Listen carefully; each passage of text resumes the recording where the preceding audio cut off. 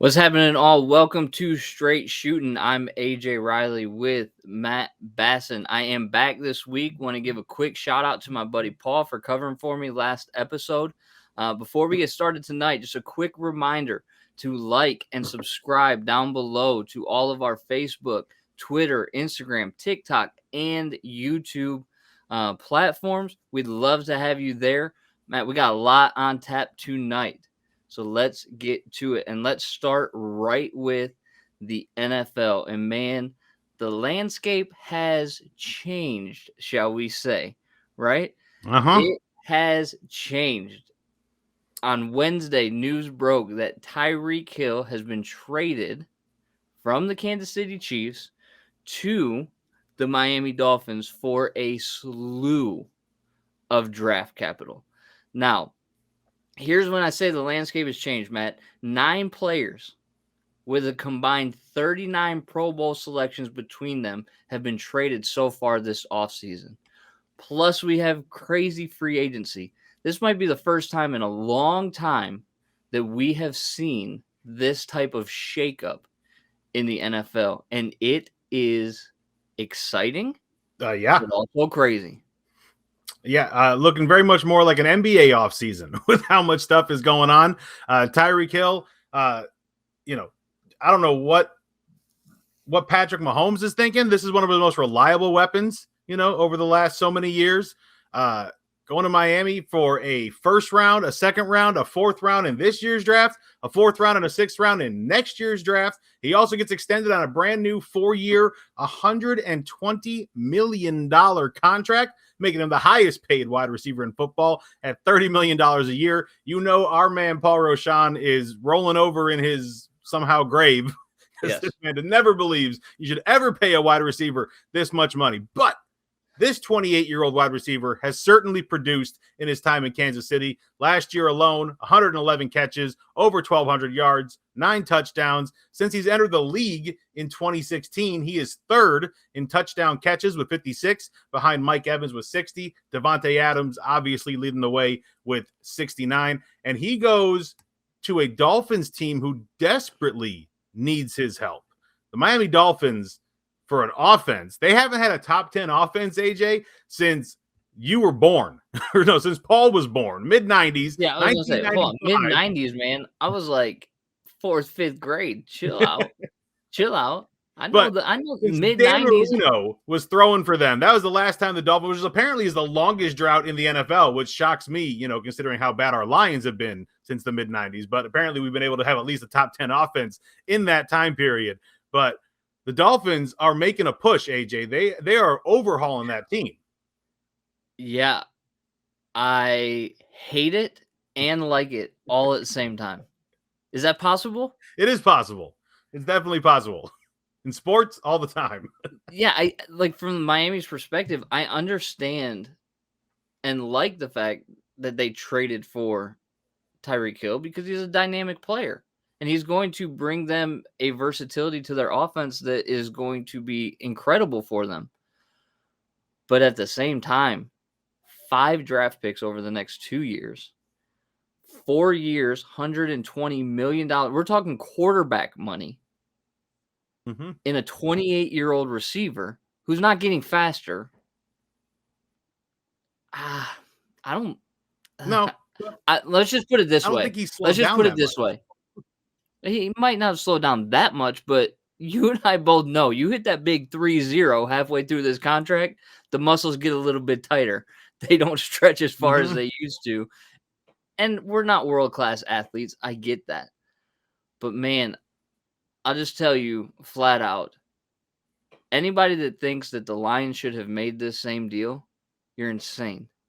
You're insane. And so, as a Lions fan, I am very happy. I am very happy that Tyreke Hill is in Miami, because this would have been terrible. Good for Ross, the owner of the Dolphins, and whoever they have coaching, because they pushed Brian Flores out this last year. Like, congrats to them. You got Tyreke Hill, but you're also paying a wide receiver quarterback money. So good job. Hope it doesn't end up hurting you later on. Well, I'll tell you who is happy that he is there. Besides himself, obviously, and his family, because he's been very well paid for it. But Tua Tagovailoa is absolutely happy. Jalen Waddle is absolutely happy because now he can't be doubled nearly as much, not with Tyreke Hill on the other side. And this Dolphins offense between Jalen Waddle, Tyreke Hill, Will Fuller, and Cedric Wilson, they might have the fastest group of wide receivers in NFL history. Not to mention the Dolphins' backfield has been improved this year as well. They added Chase Edmonds. They added Raheem Mostert. They bolstered their offensive line as well. They added Connor Williams. So, and you got a whole new head coach, Mike McDaniels, who a lot of people consider an offensive guru. You know, we've heard this before with certain people, but sometimes it's not true. Sometimes it is. We'll obviously find out what he does in Miami. He did pretty well in San Francisco, but this Dolphins offense is going to be completely revamped from what we've seen over the past few years. But what you have now for Tua, because he had plenty of excuses, multiple offensive systems. He's in a new one now. But you have, with all this money and all this talent that you now have, you have got to find a way to produce. They brought the O-lineman up so that you can get better protection. You have got the fastest wide receivers in the NFL. Hell, you could just play Hail Mary plays all the time and just hope Tua's arm is big enough because the secondary is not going to catch Tyreke Hill, Jalen Waddle, Cedric Wilson. You're not going to catch these guys. So you have no more excuses. And you've also got, as long as he stays healthy, and that's been Raheem Mostert's problem. Right. But when healthy, he's one of the best backs in football. Yeah, so let me just say this right off the bat. I love you to death, but I would never hire you as an offensive coordinator. Okay. Completely understand. Yeah, speed is great, right? And speed kills. But you can't have 4 receivers taking the top off of defense because it's really easy to drop guys back and guys can play deeper. You have to have crossing and getting into those open spots all the time, which they can do, right? And maybe they're trying to take a little page out of quite a bit. Maybe they're trying to take a little page out of old Jim Harbaugh's book here and going with the whole speed and space thing that didn't really quite work out so well for Michigan, but maybe it'll work out well for the Miami Dolphins. I want to flip the script though, Matt. We talked about Miami. If you're a Kansas City Chiefs fan right now, what are you thinking? You're thinking Juju Smith-Schuster better revive his career wearing red and white.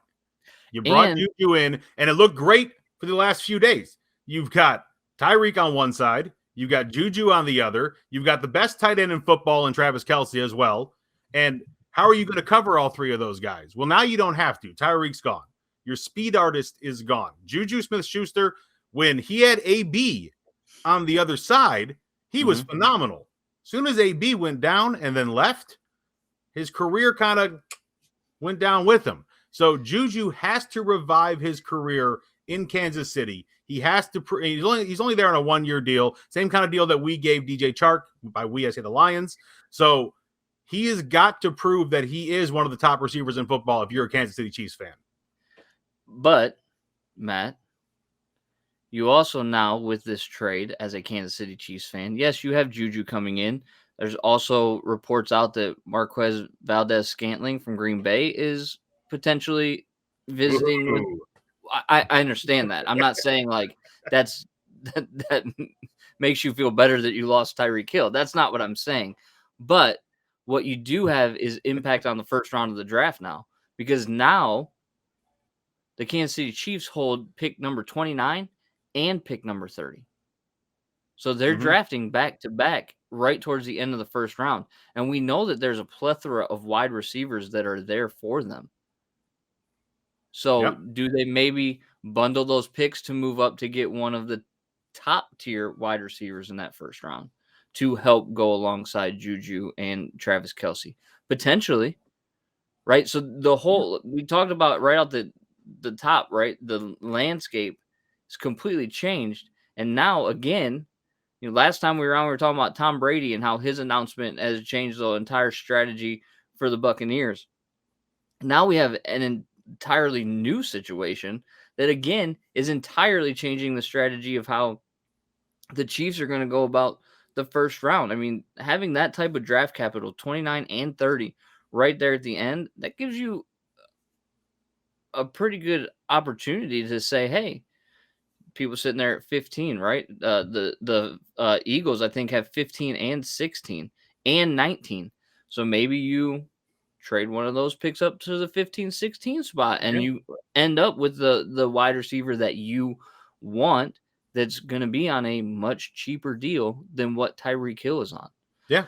So, I mean, holy cow.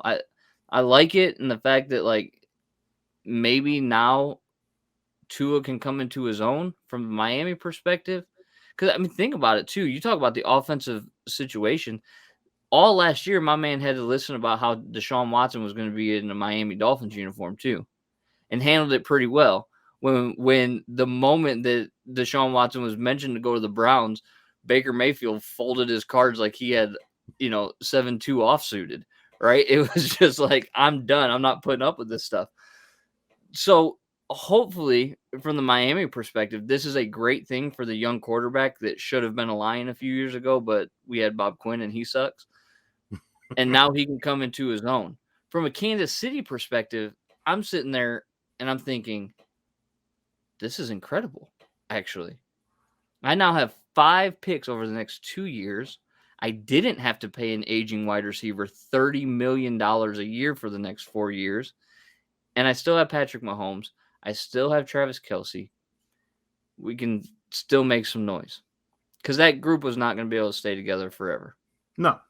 I don't know if we expected them to break up this soon after winning a Super Bowl, but with the amount of money that each of them was going to be demanding, we knew it wasn't going to stay together. And now you have draft capital to try and extend the window. We saw how bad they were when they didn't have an offensive line to help. So they can certainly use some draft on that. Like you said, also can use a couple of these picks to move up and maybe make sure they get the wide receiver, depending on how, they get to play that one by ear a little bit and see how the receivers are coming off the board, because, theirs might just fall to them anyway at the end of the draft and they get to keep all their draft capital. But if they see that all of a sudden 2 teams have chosen wide receivers already, now and they're at pick 13 or 14, it's like, oh, well, maybe we better make a trade right now and get to 15, make sure we get our guy. Exactly. Now, I think the question that might weigh on all of our minds, right? Does this make them contenders in the AFC? The Dolphins. One player. Yes, the Dolphins. One player making this big of a splash. It's not one player. I understand the free agency. Listed all the moves, all the moves that the Dolphins have made make it so that they better be. But you've still got to go against Buffalo, Cincinnati, who just represented the AFC in the Super Bowl, Tennessee, the entire AFC West. We don't know how the AFC West is going to stack out. The Raiders made a bunch of moves. They're trying to make a move up. The Chargers made a bunch of moves on defense. You already liked their offense. They're trying to make that move up. Denver got their man in Russell Wilson. They're trying to make that move up. And we know what the Chiefs have been, since Patrick Mahomes became the starter. So you got 4 teams right there. You know what Buffalo's been. We see what Tennessee's been when everyone's healthy. Most importantly, King Henry. Don't really know what else to speak of in the AFC South. Maybe Indianapolis. We'll see what happens there. They got a great running game, and you've got a quarterback now that man's won an MVP. Yeah, he's not the same quarterback he was 5 years ago, but he hasn't hit that cliff yet. And if your offensive line stays healthy and you keep, they lost some of their O-line throughout this offseason, but if they can piecemeal it back together to be one of the top 10 offensive lines in football, Matt Ryan is dangerous. He can still be very dangerous if he has some weapons, and he's got a great running game. So Miami, great moves, but you've got a gauntlet to go through in the AFC. For sure. And the other thing, too, that AFC West you just mentioned, there's only so many playoff spots. Well, there could be 3. There could potentially be 3, but then that's leaving a couple of divisions really on the outside looking in. So the Dolphins are looking at 11-12 wins if they want to guarantee a playoff spot. They've got to get to 11-6, which is very weird to say. It is. So my whole life saying 11-5. Now it's 11-6. Yeah, I'm like, listen. After all the talk that we've had about the collective bargaining agreement with the MLB and all that, this type of free agency, this type of off season where the trades are happening, all this, it's exciting, right? And owners are investing in their teams, and they're doing right by their fans in a lot of ways. Mm-hmm. And that's important, and that's good for the sport. And it makes, I mean, it's March right now, and we're talking about football and excited for August and September to roll around. Mm-hmm. Because the landscape, again, going back to this buzzword for the night, has changed so much. Who knows what it's going to look like? And that's exciting. AJ, speaking of exciting, doing right by your team, I know you're going to fight me on this,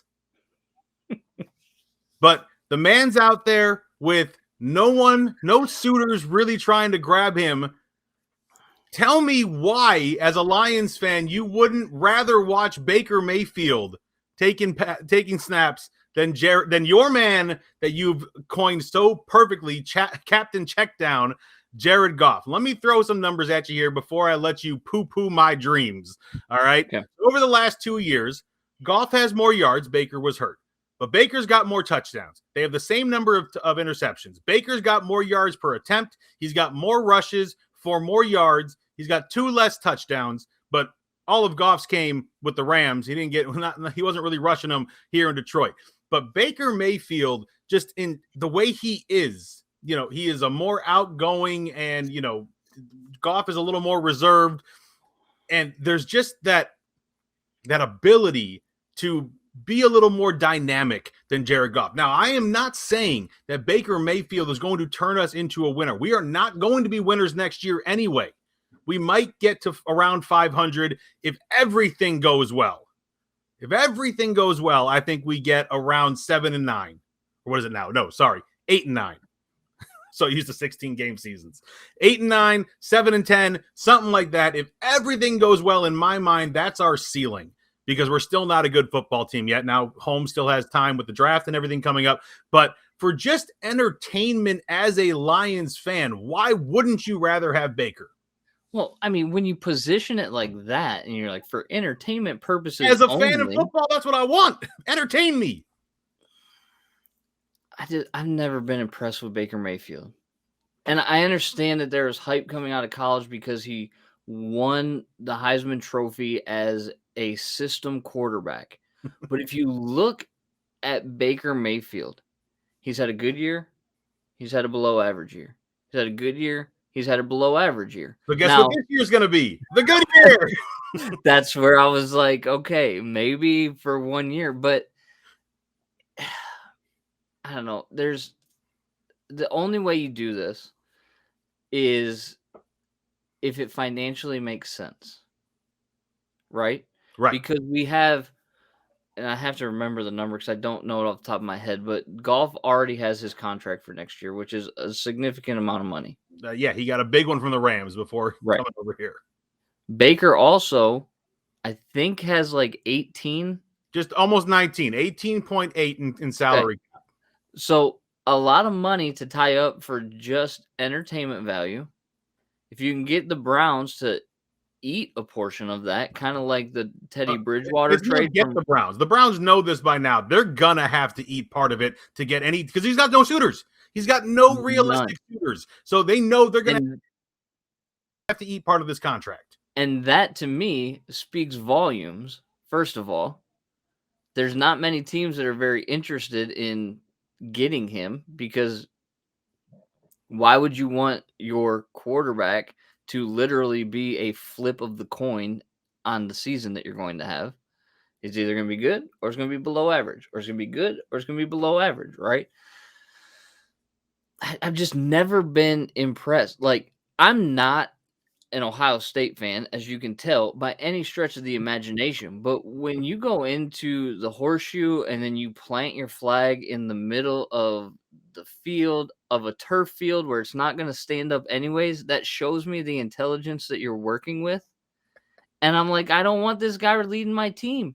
And then I forget which bowl game it was, but the other team like did the tough guy thing and refused to shake hands. So Baker's like sitting there clapping in their face. Mm-hmm. That's not what I want from my quarterback, because that tells me that he is leading a lot more emotionally than he is intellectually, and that's not who I want. But he's not going to be our guy forever. He's not the guy we're going forward that with. he's not going to be our guy forever, but when we talk about culture and we look at culture and we say that Dan Campbell is the guy that's building this culture, do you want to bring somebody in like that? To me, in a lot of ways, I think Baker is a different level than who I'm about to bring up. But attitude-wise, I have never really seen much difference between Baker Mayfield and Johnny Manziel. Oh, was never, and I was equally unimpressed with both of them. I don't think Baker's a good quarterback. He at least cares about playing football. Okay, granted, again, I said he is at a different level as far as like if I had the choice between the two, it's Baker every day over Manziel, because I never liked Johnny Manziel. He was just a highlight reel, and that's the only reason why people were impressed with him, because he was like that shiny new toy, right? That was really flashy, not really that good. But for Baker, just give me 1 year of Jared Goff and then figure it out after that. We don't need the drama. Boring. I understand that it's boring. I get that. But right now it's supposed to be boring. We're rebuilding. We're retooling. And so there's no need to bring in the circus sideshow. No need at all. All right. But if you know it's only for a year and you're giving him a chance to regain, to reinforce interest through the NFL on his abilities, because again, this past year he was hurt. He played through it, but he was hurt. So he wasn't at 100%, but he still played the game of football. Now, Johnny Manziel, if he was hurt, he's going to be sitting on the sideline, TikToking or whatever, and not caring about the game of football. So at least Baker still showed effort and heart, and he's doing, which I appreciate, good to try and win, even if it's above his abilities. But if you can find a way to get some teams re-interested in him next year by how he plays on the field, and he has to bet on himself and do this kind of situation, why wouldn't you? Here's my idea. 3-team deal. Cleveland, Detroit, Seattle. You send Goff to Seattle. Baker comes here. Draft picks go to Cleveland. You find a way to split the money between the 3 teams to take care of both quarterbacks. And we got 1 year of Baker.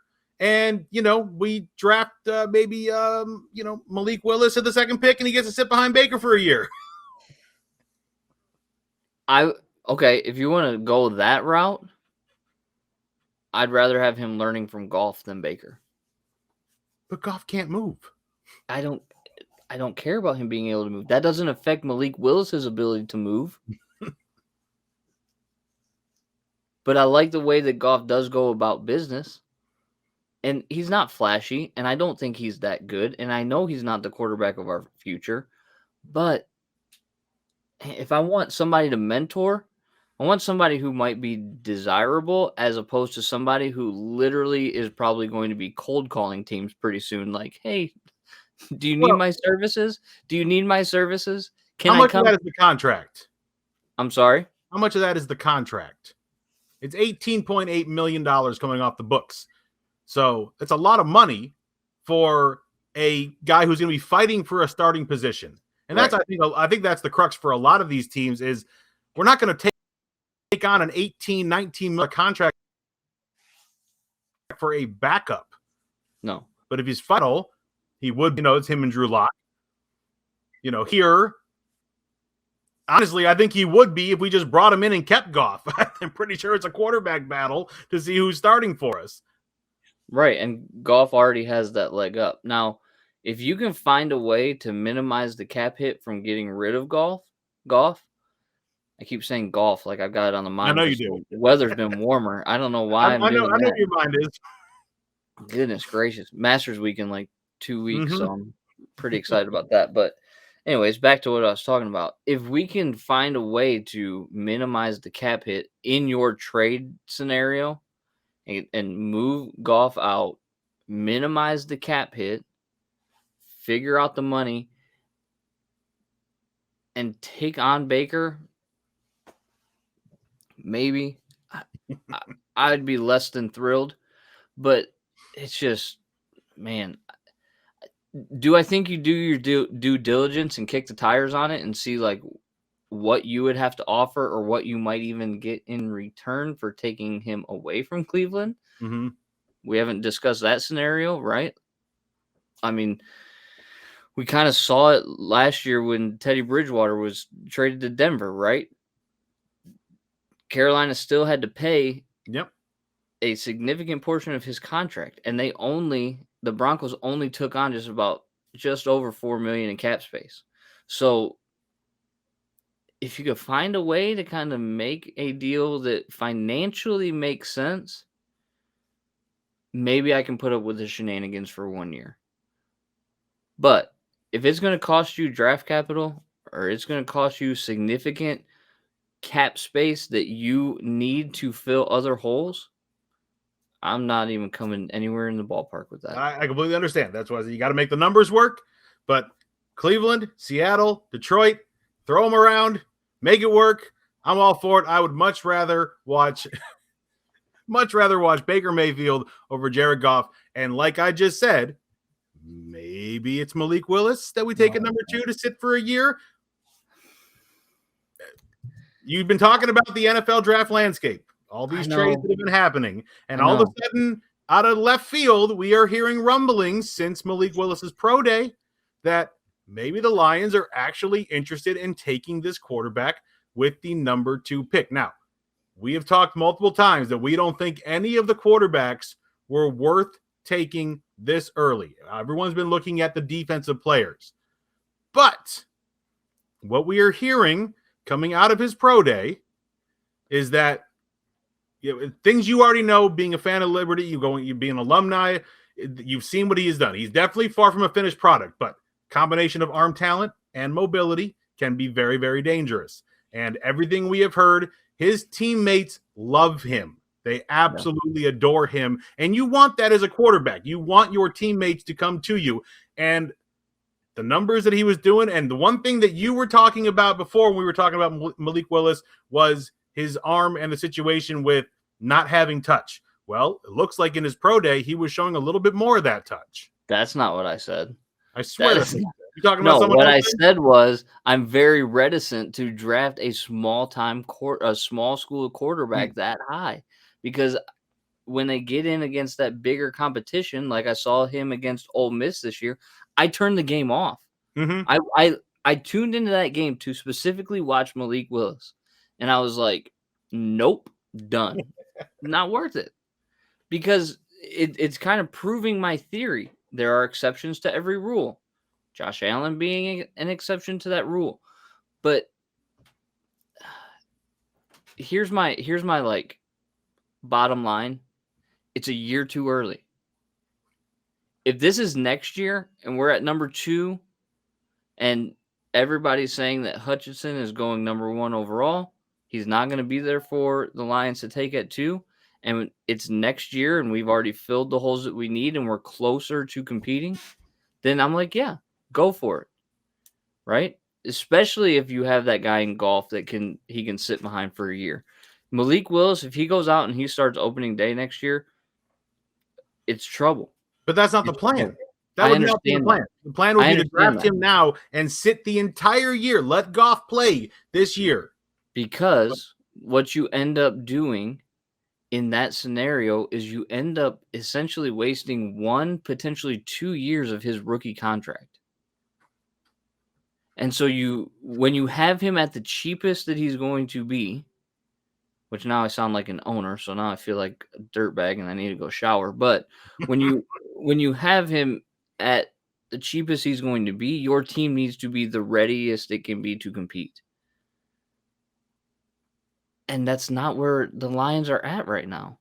I mean, we've spent, these last couple off seasons, we've gotten some, potential playmakers to get the ball to, and he's coming out now. We don't have next year for this. I understand that. Now.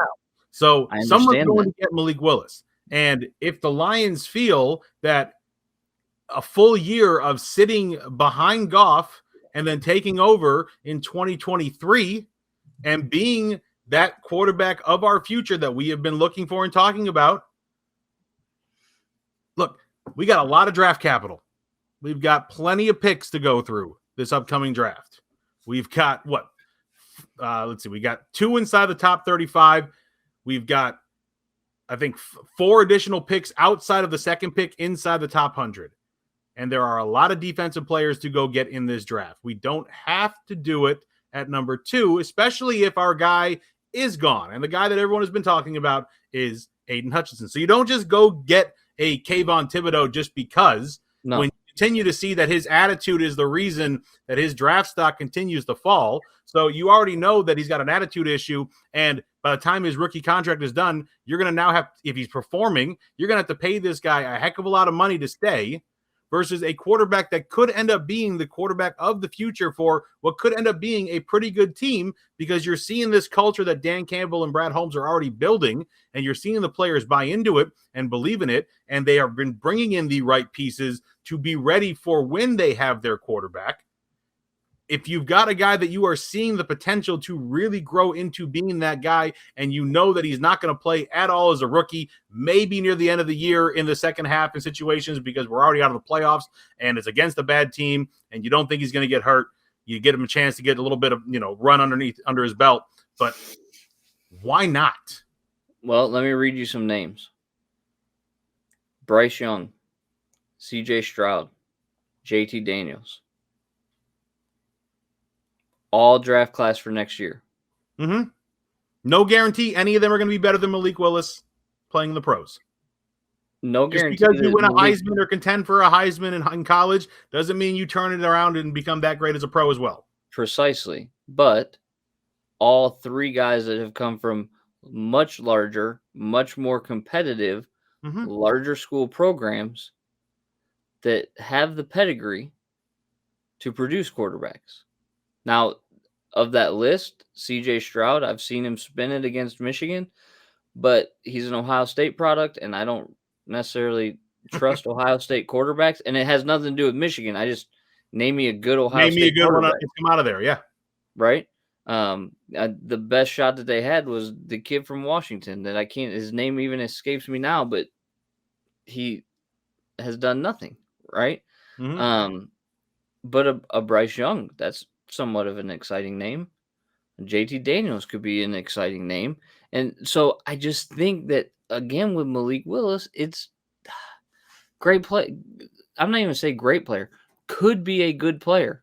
We don't know. Verdict is out. Do you waste the number 2 overall pick on a maybe? Okay. Well, let me tell you, not a maybe, but a definitive on what our head coach had to say about him when he finally got to see him up close. I think he throws a nice ball. I think he's pretty athletic. He's built better than I thought.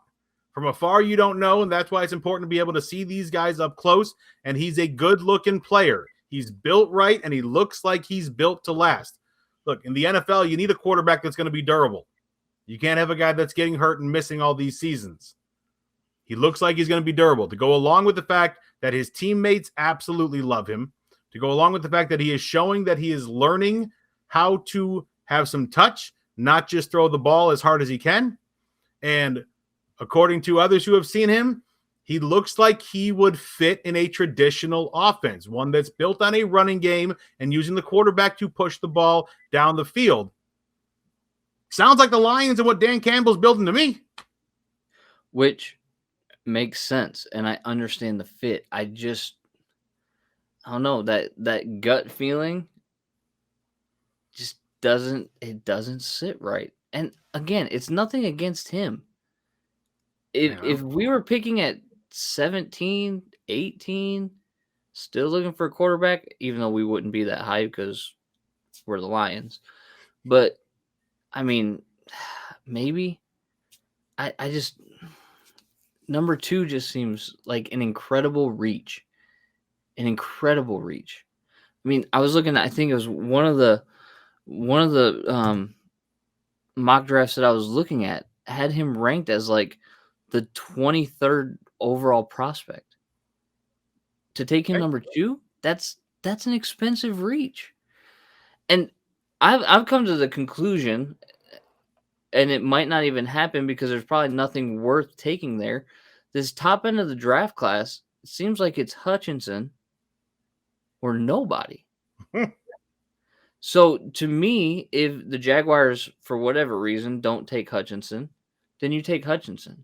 If they do take Hutchinson, then you're using every minute that you are on the clock to find a deal to trade out of 2. See who wants to move up. To me, that's the move. If nobody wants to make a deal, I think you go defense. And if you go defense, I think you stick with the edge guys and look at the Trayvon Walker from Georgia, right? Not Thibodeau. To me, that's a flash in the pan kind of the guy, right? It's a flashy, shiny, toy. You look at him, I think Hamilton and the position that he plays really kind of hinders the value taking him at 2. So to me, it's Hutchinson or trade. It's the only way to go about it. If they take Malik Willis at number 2, I'm going to have serious question marks around Brad Holmes. Serious question. And not that I'm going to write him off. Not that I'm going to say that he's the worst ever and he's dead to me. Like, I'm not going that hyperbolic, but I'm just going to say you had a pretty good draft year 1. You reached big time year 2. Maybe you can redeem yourself the rest of the picks, but man, I don't. Maybe he does what we thought Quinn was going to do and drafts Malik Willis to gain more draft capital. Who knows, right? Draft capital is good to an extent, but at the same time, like, you got to use it wisely. And right now, you've got a pretty good chunk of draft capital, so just use it wisely. That's all I'm saying. The scary thing to me, though, is I looked at 3 of the more recent mock drafts, and 2 of the 3 have Malik Willis at number 2. Okay, well, these people also, are the same people that, don't know what they're talking about. And we've seen plenty of guys who got taken way late who ended up being the best in the business, and guys taken way early who had no business being in the business. And that's why I think you have to play the odds, and I don't think the odds say that Malik Willis is worthy of a number 2 pick. Again, nothing against him. He was worthy of the number 2 pick. It's he's not going to be there at 32. And that's where it's going to push it. Then you look to draft your quarterback next year when there's names from proven programs that are going to be there. And again, there's no way to know if any of those guys are worth being taken in the top 10. There's no way to know that any of these guys are worth being taken in the top 10. Jared Goff is number 1 pick. Number 1 pick, Jared Goff. Right. Ryan Leaf was a number 2 pick. I get it. It's always a crapshoot. So you've got to always lessen the odds that you've picked a bust. But more likely than not, you're going to pick a bust. Average NFL career is what, 3 to 4 years? Overall. Overall, I understand that. Your higher draft picks are obviously going to be there a lot longer and probably bounce around the league. But, I mean, Jeff Okudah, he was our number 3 pick. Well, that's been a lot of injury to go along with, play that hasn't been as good on the field. But we go back to what we said with him, right? How much of him, going back to even what we said about Baker, how much of Jeff Okudah's greatness at Ohio State was attributed to the front 7 that they had there that was insane, right? So there's no way to truly know what you're going to get. So you need to make the best pick possible. And at number 2, I don't think it's Malik Willis. Well, we will be finding out. All right, we got about 5 minutes left in this show. So we're going to jump to yes, no, AJ. Got some questions for you. MLB questions for you. All right. So, as much as you hate it, the extra inning rule is coming back for this upcoming season of Major League Baseball, which means when we get into extra innings, there will be a player already on second base for the offense. Is this good for the casual fans? Yeah. So, I mean, you set up this question. Is it good for the casual fans? It is good for the casual fans, right? Because the games don't last 6 hours and go into 18 innings, which happens rarely anyways. But I might surprise you with this answer too. As juvenile as it is, and as much as I don't care for it, it's growing on me. Really? I know. The baseball purist in me just died a little bit, right? We've got the universal DH, which I'm like, I don't have a problem with that either. But the man on second base to start extra innings, it's juvenile, is what we did in high school, right? So it is what it is. Rob Manfred's going to do everything that he can to make this not baseball. So at a certain point, until I'm sitting in the commissioner's office, there's nothing I can do about it. I just got to be like, okay, look, does it cut down on game time? Sure, but do we really need to cut down on game time when everybody balks, pun intended, at the pace of play? But they don't have a good answer for that. Baseball is what it is. Why don't we, instead of worrying about pace of play, let's market the game a little bit better so it's more exciting for people and younger generations of fans who want to tune in and watch the beautiful pageantry that is baseball. What does this have anything to do with having a guy on second base and enforcing the action? What does it have to do with Stay on topic, AJ. I am staying on topic. I am. I'm saying, listen, I have no. It is good for the casual fan, but instead of changing the strategy of the game and how the game is actually played, let's maybe focus our attention in different ways in marketing and growing the game that way. Okay. To make it more exciting for the casual fan. Our Detroit Tigers have added to their starting rotation. They have signed Michael Pineda to a 1-year, $5.5 million contract base, $2.5 million in incentives. Will Pineda outplay his incentive-laden contract?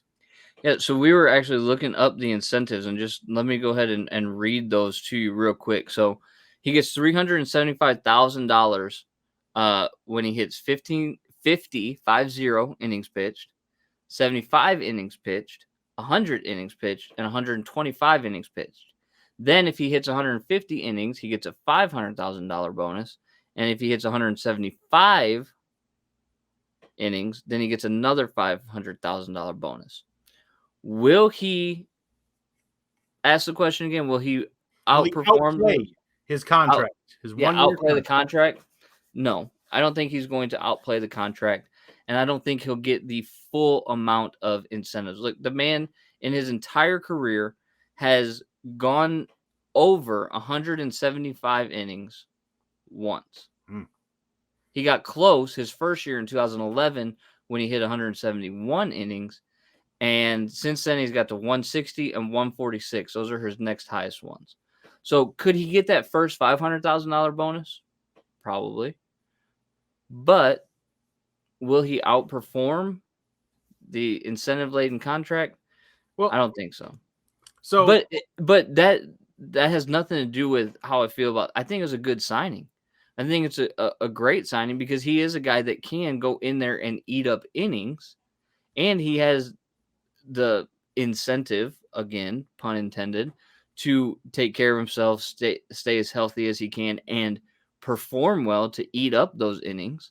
So it's a good move for the Tigers. Okay, so when I say outplay, there's different ways to outplay it. But, going off of last year, a 9-8 record, 3.62 ERA in 21 starts, and a relief appearance. But he was better after the All-Star break with a 6-3 record, and his ERA dropped to 3. And he went 5-0 in the season's final month with a 1.85 ERA. So when I say will he outplay it, will this be something where maybe he's a 15-game winner for us? Potentially. And what you're really hoping for is come July, he's been playing and pitching so well and has been durable that maybe I'm not saying sell at the deadline because we may not be there, but maybe he's a trade piece that goes away to bring in something that you need, right? Mm-hmm. So, I mean, with the young arms that we have in the system, Faedo, right? Manning, we got Mize, we got Scooble. We got the lefty that we got from Atlanta, Joey something. I can't remember his name. Like all these guys waiting in the wing, right? So could Pineda finish the season in a different uniform? Maybe. We hope that he outperforms that contract. It's a benefit to us it is. one way or another. So I don't think that he hits the full contract. I don't think he hits the full innings pitched incentives. Mm-hmm. But, I mean, my man's going to pitch 50 innings and get $375,000. Like, good for him. Yep. Good for him. All right, last yes, no, and then we are out of here. The Tigers were trying to add a different arm. They were trying to add Zach Greinke. But according to Al Avila, and what he said last Thursday, it wasn't the money, because Greinke ended up re-signing a 1-year, $13 million deal to go back home to the Royals. It wasn't that. It was that his desire to go back to his original organization and train close to home. But if the Tigers would have been able to get Zach Greinke, would that have been enough to make them have a real push for the playoffs? No. 11-6 last year with the Astros. 11-6 last year with the Astros, but I mean a 4.16 ERA. Pitched 171 innings, so definitely going to eat up and would be a good mentor for. Wow, maybe he wouldn't be a good mentor because my man is like cuckoo for Cocoa Puffs, but he hasn't done anything cuckoo in years. What are you talking about? That was years ago. Did you not see like last year or the year before when he's literally like holding up the signs to the batters and then throwing the pitches? I mean, it's a little Greg Maddux in him. Hey, look, you can know what's coming. You still ain't going to hit it. Yeah. I mean, look, having a veteran presence in that rotation is important. Eduardo Rodriguez already being there is good for the young guys. Bringing Michael Pineda on is also a good move. Unnecessary for Greinke. And no, I don't think it would have automatically made us contenders. Truthfully, they're in a position to make some noise, and I think that they will. And I don't think that signing Zach Greinke would have put them over the top. Just my opinion. No. Again, I think, I mean, he's going to be what? Doggone, this is age 38 season, so yeah. I mean, there's a lot of wear and tear on that arm too.